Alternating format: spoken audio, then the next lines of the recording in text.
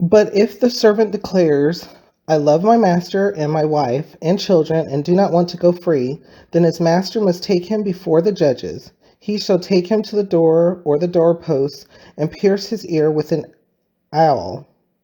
Then he will be his servant for life.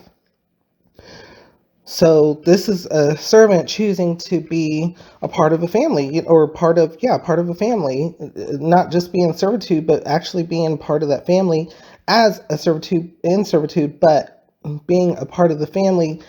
That happened. You could get into a beneficial relationship with another person or another group, and you may decide, hey, this is what you want to do. This is fine. You're good with it. You're being treated nicely. They're being treated nicely. So it was more of a, just, you didn't really have to worry about where your next job or where your next things, seekness is going to be, where you have to seek for work or food or whatever. So and this is for the rest of their life. So if a man sells his daughter as a servant, she is not to go free as manservants do.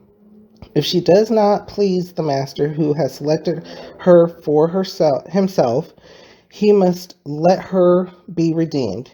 He has no right to sell her to foreigners because he has broken faith with her. If he selects her for his son, he must grant her the rights of a daughter. If he marries another woman, he must not deprive the first one of her food, clothing, and marital rights.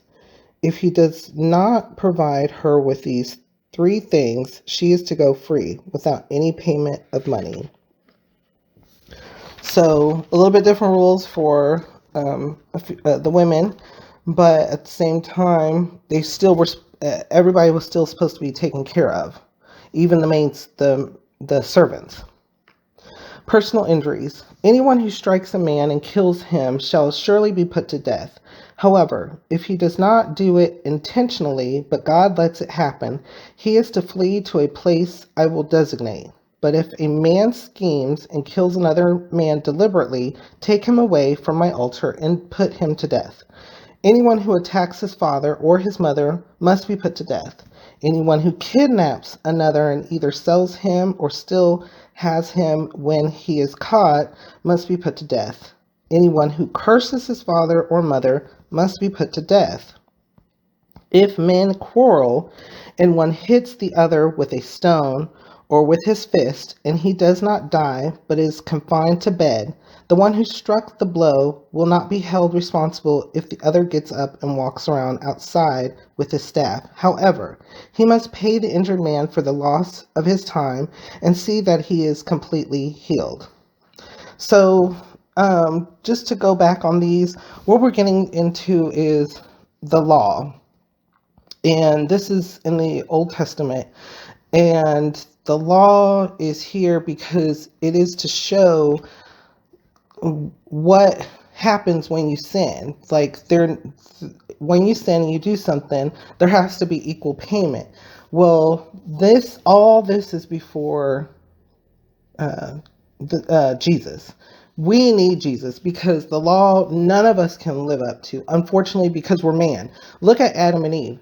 They were created, and unfortunately, they sinned. So that is man. We've been given a right to have our own thoughts and our own decision.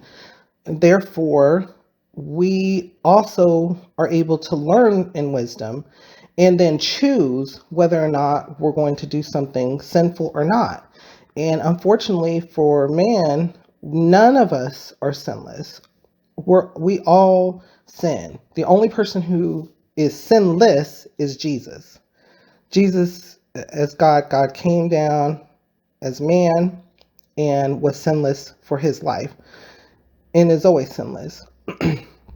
So this is telling us what literally things had to be done for the law.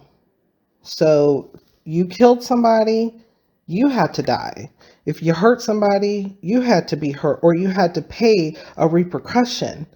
If you cursed your mother or father, you had to be put to death. And so this is because this is to hold a morale responsibility for all of this nation, because this nation, Israel, had grown. It went from a group of 30 to 50 people that went down to Egypt to now hundreds of thousands, a million plus people. And so in order for the people to continually get along, these laws had to be placed so people could look at themselves. The law is also a reflection. It's a reflection at us.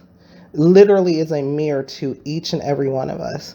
So don't think of it as something to get down on, like as in something that is to keep in your mind, to be like, dang, we're just sinful creatures, or sinful human beings, and we should just constantly be punished. That is not the case.